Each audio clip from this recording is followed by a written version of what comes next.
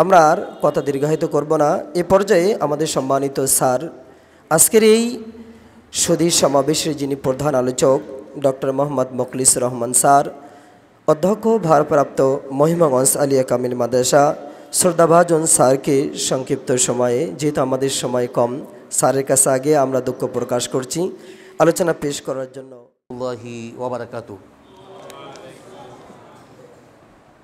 ইন্নাল হামদুলিল্লাহি হামদান কাসীরা আল্লাযী আনজালাল কুরআন ফি শাহরি রমজান ফি লাইলাতিল কদর।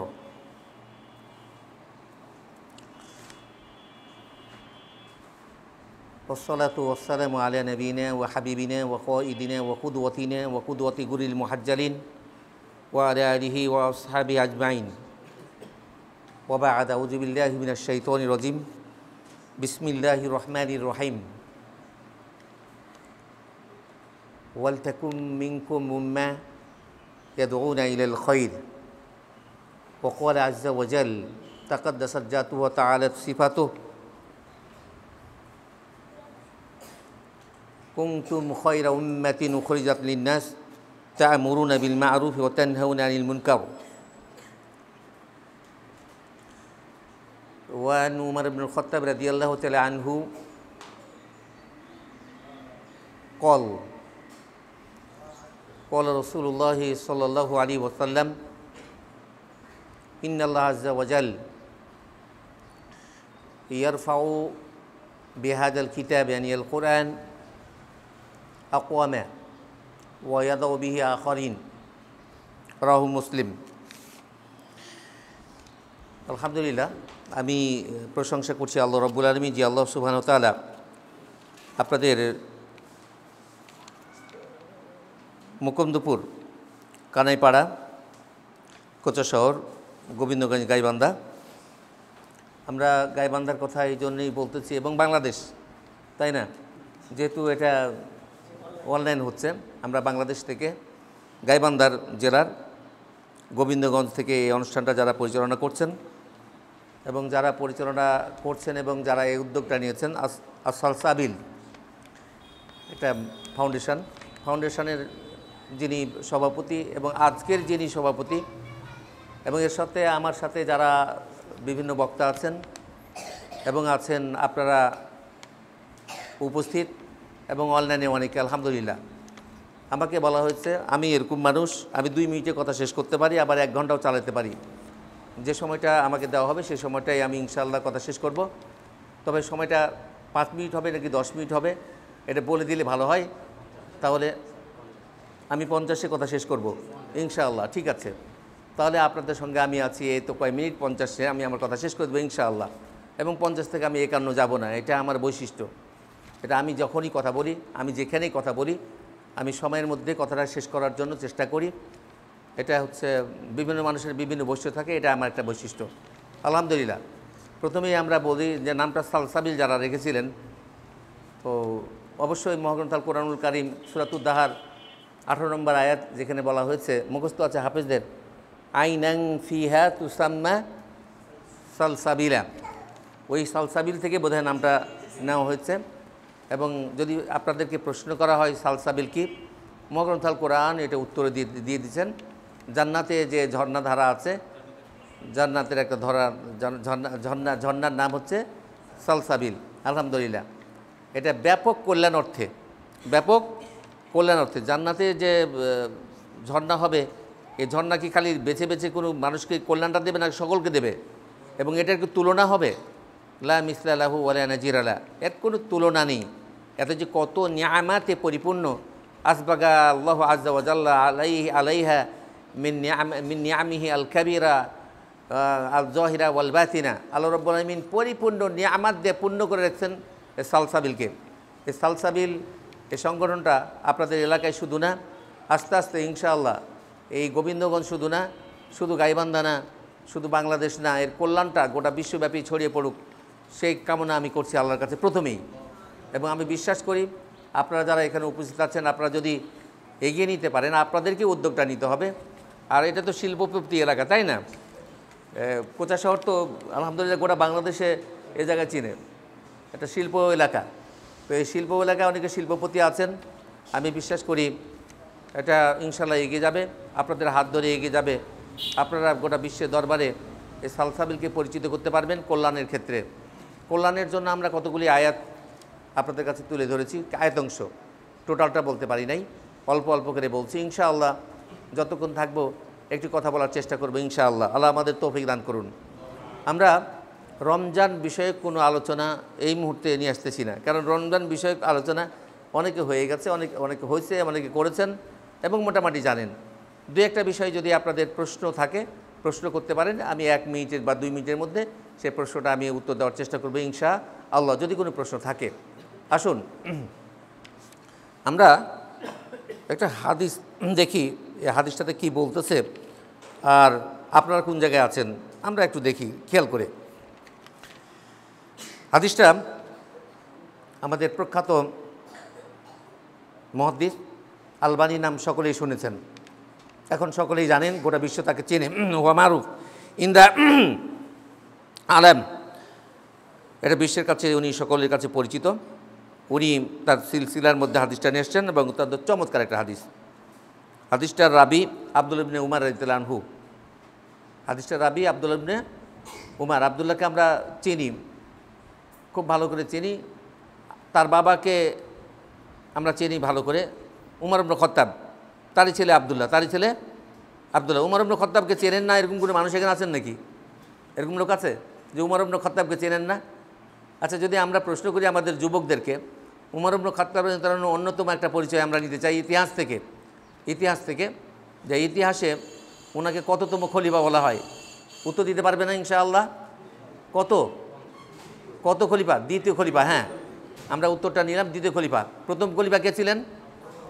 আবু বকর রাদিয়াল্লাহু আনহু। দ্বিতীয় খলিফা উমর ইবনে খাত্তাব রাদিয়াল্লাহু আনহু। তৃতীয় খলিফা উসমান ইবনে আফফান রাদিয়াল্লাহু আনহু। চতুর্থ খলিফা আলী ইবনে আবি তালিব রাদিয়াল্লাহু আনহু। আমরা অনেক সময় কামিলে ছাত্রদেরকে জিজ্ঞাসা করে এর উত্তর থেকে নিরাশ হয়ে যাই।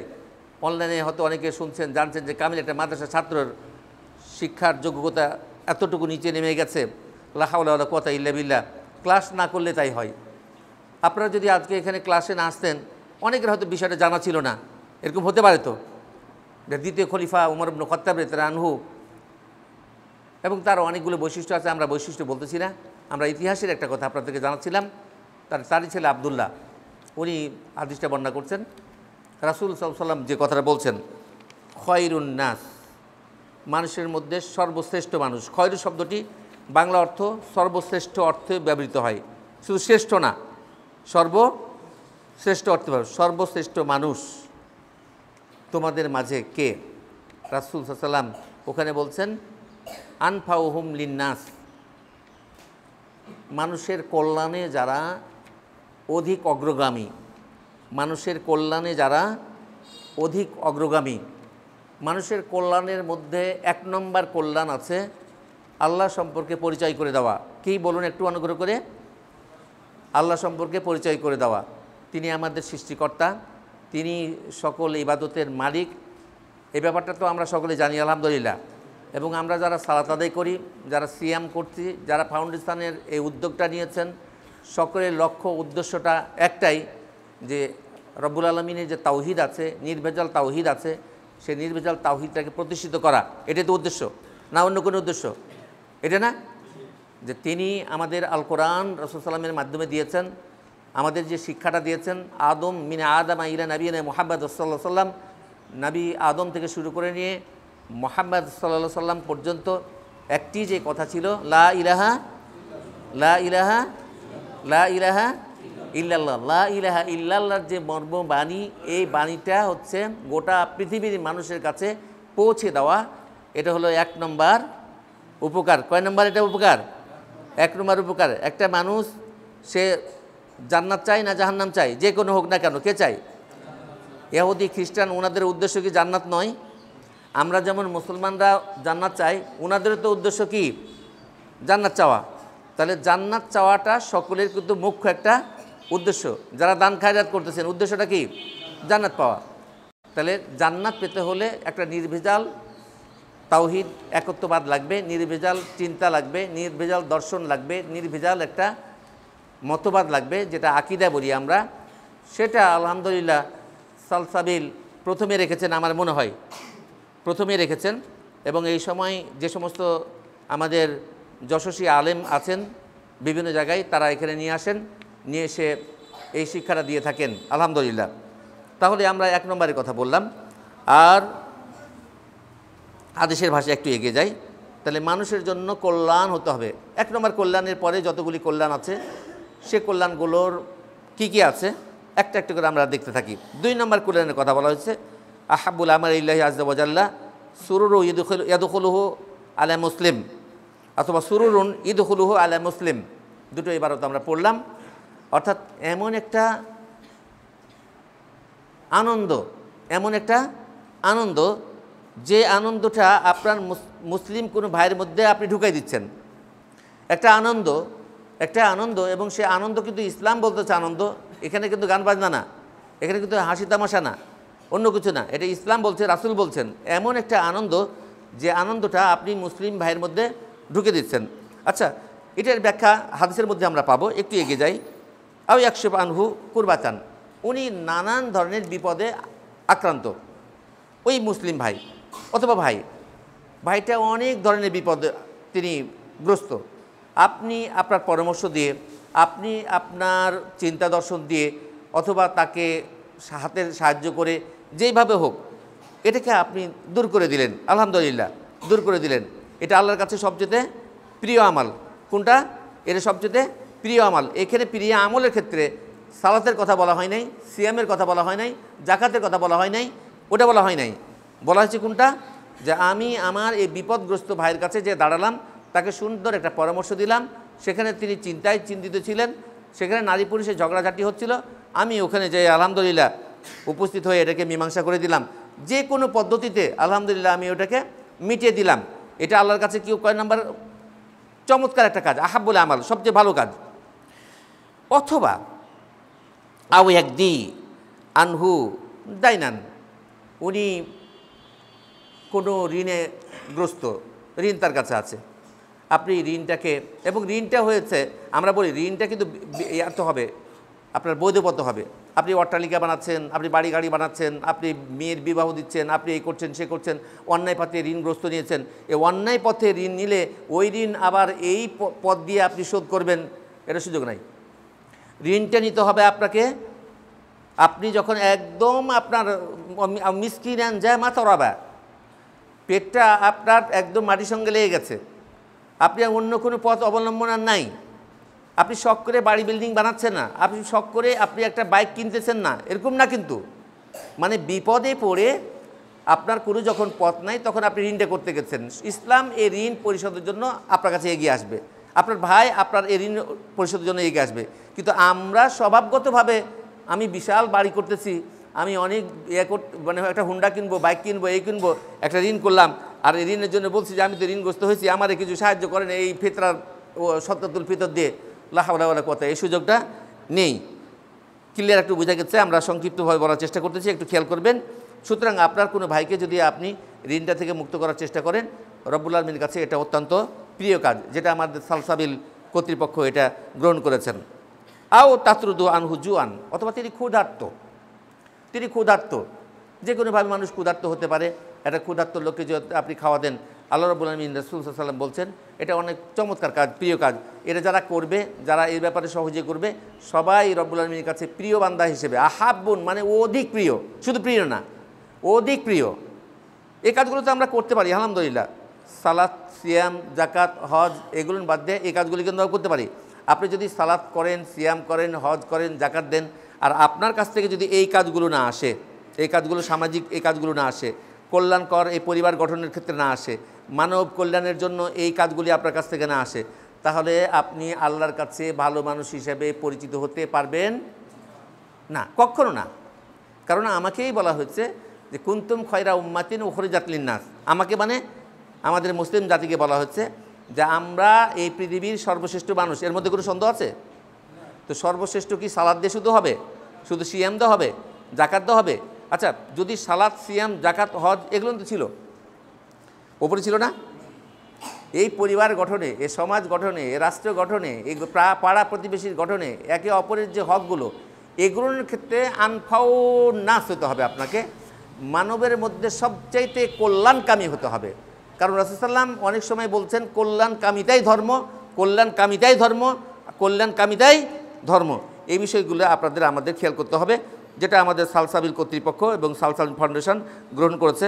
রব্বুল আলামিন তাদেরকে এগিয়ে যাওয়ার চেষ্টা করুক। দেখেন, একটা হাদিসের সর্বশেষ কথাটা বলে আমি যেহেতু আমার নির্দিষ্ট সময়ের মধ্যে আমি কথা শেষ করবো বলেছি, এই জায়গাটায় আমি বাক রুদ্ধ হয়ে যাই। যে সাহাবী হাদিসটা বর্ণনা করছেন, উনি তার ছাত্রকে বলছেন, সাহাবীকে আব্দুর ইবনে উমার, নামটা ভালো করে শুনে থাকেন, মানে যারা দিনের ক্ষেত্রে ইবাদতের জন্য খুব বেশি বেশি যে আমি ইবাদতগার এটা দেখাতে চান, পায়ের সাথে পা লাগিয়ে দিতে চান, জোরে আমিন বলতে চান, মনে করেন যে এটার মধ্যেই ধর্ম।